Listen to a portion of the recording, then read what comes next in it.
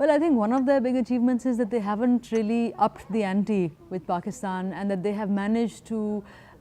stay, at a statesman level and avoid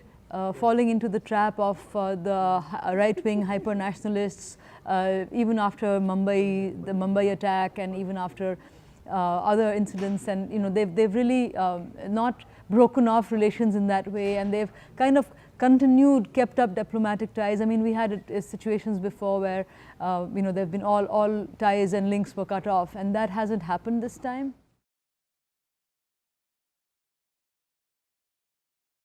I would say the elections in India are pretty important for Pakistan, because whoever is elected into power and how they deal with Pakistan will of course set the tone for the relationship in a lot of ways. But having said that, I think that at this point it really doesn't matter in a way who's in power, because when an elected government has to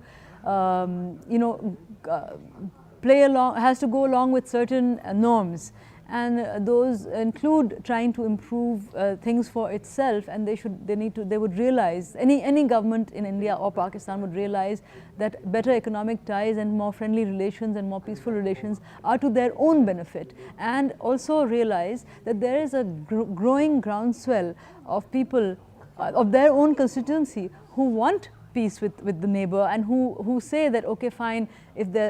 terrorist attack happens or whatever, there's some security concerns, deal with those security concerns, deal with the the security establishment has to deal with those concerns, but don't cut off, don't penalize the people for what is not in their control.